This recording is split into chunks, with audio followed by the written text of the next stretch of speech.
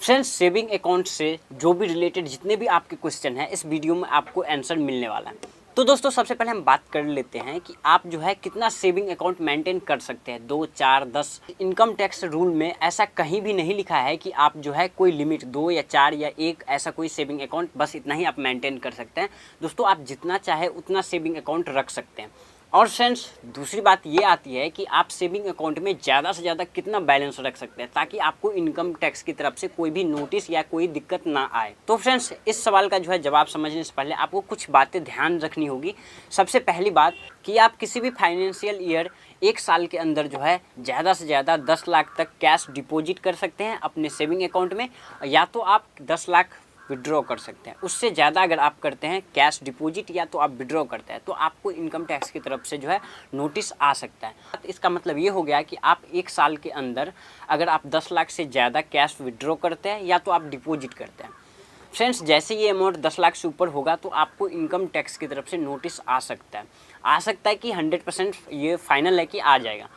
तो फ्रेंड्स, और यहाँ पे एक बात आपको ध्यान में रखनी होगी कि आप पार्ट बाय पार्ट करके भी 2 लाख से ज़्यादा डिपॉजिट या तो आप 2 लाख से ज़्यादा विड्रॉ एक बार में नहीं कर सकते हैं। अगर ऐसा कर सकते हैं, मान लीजिए एग्जांपल के लिए कि मैंने 1 साल के अंदर 8 लाख रुपए अपने अकाउंट में जमा किए, जिसमें मैं एक बार 3 लाख रुपए जमा कर दिया, तो फ्रेंड्स हमारा टोटल अमाउंट यहाँ पे हो जाता है 8 लाख रुपये, जो कि यहाँ पे साल के 10 लाख का लिमिट है। तो फ्रेंड्स 8 लाख हुए, बट मेरा जो है एक ट्रांजेक्शन जो हुआ था वो 3 लाख का हो गया। तो फ्रेंड्स ऐसे में भी जो है आपको इनकम टैक्स की तरफ से आपको नोटिस आ सकता है।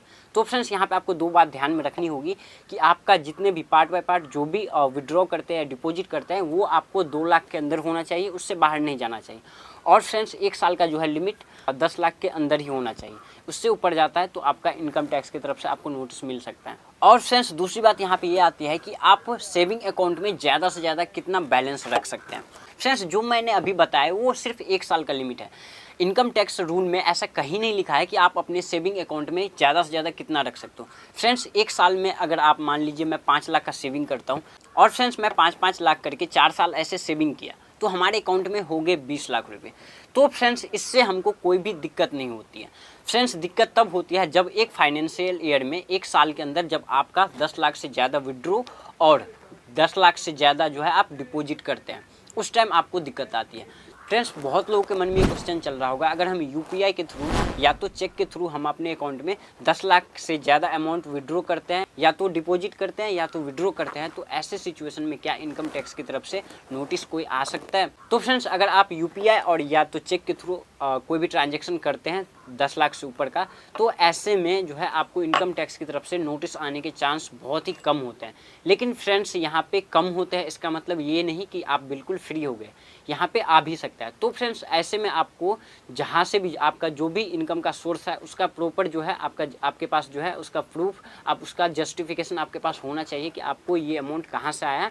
तो फ्रेंड्स तीसरा क्वेश्चन आता है कि अगर आप मान लीजिए अपना कोई प्रॉपर्टी सेल करते हो, उससे आपको मान लो 20 लाख रुपये है, अगर आप अपने सेविंग अकाउंट में डालते हैं तो ऐसे सिचुएशन में क्या होगा?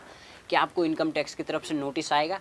जी हाँ, बिल्कुल आएगा। फ्रेंड्स ऐसे में आपको किसी भी बात से घबराने की कोई दिक्कत नहीं है, आप आसानी से एक्सप्लेन कर सकते हैं। इनकम टैक्स रिटर्न फाइल में आप वहाँ बता सकते हैं कि आपका ये इनकम का जो है सोर्स क्या है।